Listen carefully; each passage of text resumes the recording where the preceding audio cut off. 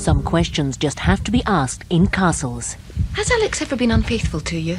Perhaps we could have dinner again. What if either of you were unfaithful? Do you think you'd tell one another?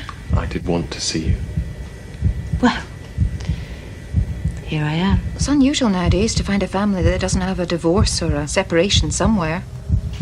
What do you think I came all this way for? Desire and Deceit in Castles, Tuesday at 8:30 on BBC One. BBC Two now salutes another four-wheeled obsession. The 1955 Citroën DS is the star. Oliver's travels continue in 20 minutes. Romance with Diane progressing nicely before they both get back on the mystery trail. The news first on BBC One with Michael Burke. There's growing speculation tonight that the Welsh Secretary, John Redwood, will stand against John Major. He's stayed silent all weekend. He'll be making a statement tomorrow. John Major has said he'd be surprised at a Redwood challenge, but he hasn't spoken to him since last Wednesday.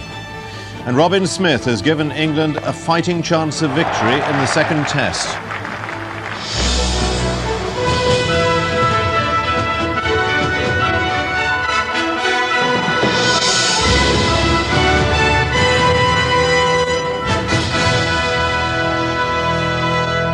Good evening. The Welsh Secretary, John Redwood, is keeping the Conservative Party in suspense tonight over whether he'll challenge John Major for the party leadership.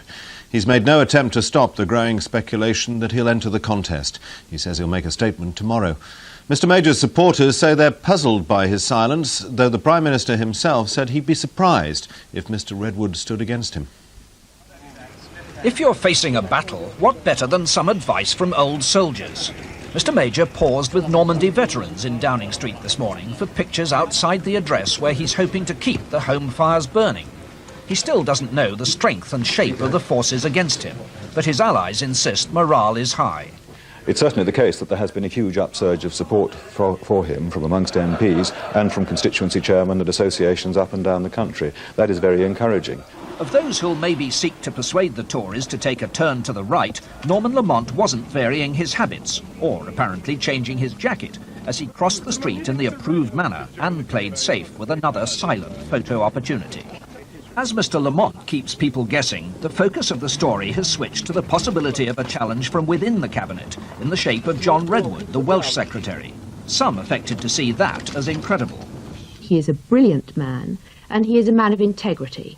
On Thursday afternoon, he took the trouble to telephone me to discuss the forthcoming leadership announcement and told me that he would be supporting the Prime Minister. So I assume that's still his position. Mr Major's cabinet supporters have been seeking to discourage Mr Redwood, but there won't be a call from the Prime Minister himself. What you're asking me to do is to comment on a cabinet colleague with whom I've worked very closely, with whom I had long discussions as recently as last Wednesday about the development of policy. And you're asking me to approach him on the basis of third-party newspaper reports. I would have thought if John had any proposal of standing against me, he would have told me, and he hasn't done. As volunteers reported to the Major headquarters in Cowley Street, they made clear the Prime Minister might clarify his policies, but won't be changing them. They did, though, suffer a setback. The executive of the Backbench 1922 committee had been declared by their chairman last Thursday as solid for Mr Major. But one not present then revealed today that he won't in fact be signing the loyalty ticket. I don't like people putting my name on a piece of paper that I didn't agree to. So I'm quite prepared to say to you that I won't be endorsing the Prime Minister's candidacy myself. Tory MPs remain in a ferment of speculation, but all are convinced now a challenger will emerge. And if Mr Redwood does splinter cabinet unity to become that challenger, then the Prime Minister's supporters concede it will pose them with a significantly greater threat. Robin Oakley, BBC News. John Redwood has spent the day in his Wokingham constituency where he's been playing cricket. Our political correspondent Jeremy Vine now reports on the cabinet minister whose silence is worrying the John Major campaign team. By Thursday. Never before have so few words triggered so many. This was the road outside John Redwood's home today. His silence has now raised to fever pitch the speculation that he may be the one who turns the Tory leadership contest into a two-horse race. Highly intellectual, labelled a Vulcan by those who see him as aloof, John Redwood's right-wing form is impeccable. When a Conservative think tank scored MPs on their Thatcherite credentials, it gave him 100%. So no surprise that this former Prime Minister and leading Euro enthusiast was eager to write off his chances. Who knows anything about him? Nobody. We want somebody who's going to restore the confidence of the country and of the European Union and of the Americans in our own party and in our own government. He can't do that, and he's made blunders all over the place. And in Wales, he's disrespected. With Mr. Redwood absent, his supporters step forward.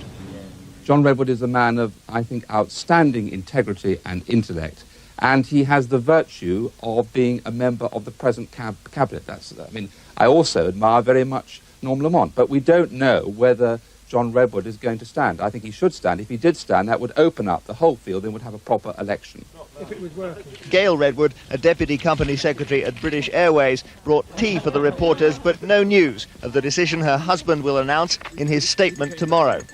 I have no idea what John's going to do, but whatever he decides is fine by me. For those feeling stressed by a sense of oncoming combat, there was cricket at Mr. Redwood's local club to ease the tension. He's said to feel slighted by John Major's resignation decision. And